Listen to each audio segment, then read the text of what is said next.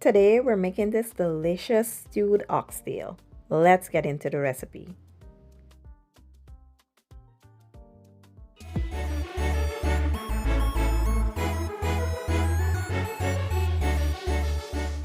So we're going to start with some clean washed oxtail, and I will season with these seasonings, which I will list in the description or the caption. Add that to the oxtail, and then we're going to add some island spice oil, which I will have it linked in my showcase.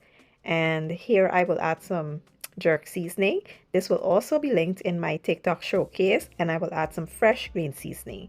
You want to mix everything well to combine, and I will also add some homemade burnt sugar. You can also use browning. And once that is combined, we're gonna transfer it to a storage bag and let it sit in the refrigerator overnight.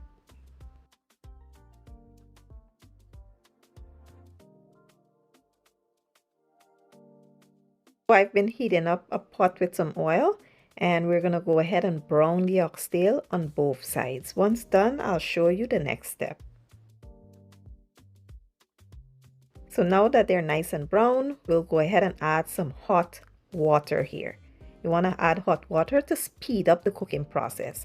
So once that is added, we'll come in with some homemade burnt sugar. You could use browning as well, some pimento berries, some thyme, garlic. Give it a good mix, cover, and let it simmer on low heat for about 2 hours. After 2 hours, my oxtail is ready. I don't like mine falling off the bone, but if you like that, you can cook it for a longer period of time.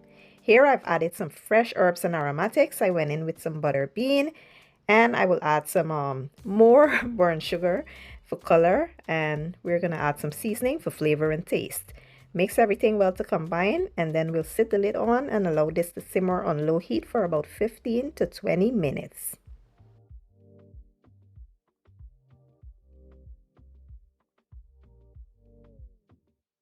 After 20 minutes, this is now done. It's looking and smelling absolutely divine.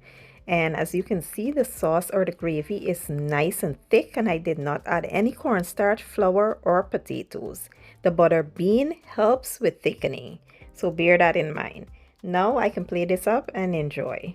This is my version of the most delicious stewed oxtail. I did have it with some rice and peas, fried plantains, and a fresh coleslaw, and it was chef kiss. Give the recipe a try. Let me know what you guys think. I will leave all the ingredients and measurements in the description or the caption, and I'll see you guys in my next one. Thank you for watching and enjoy.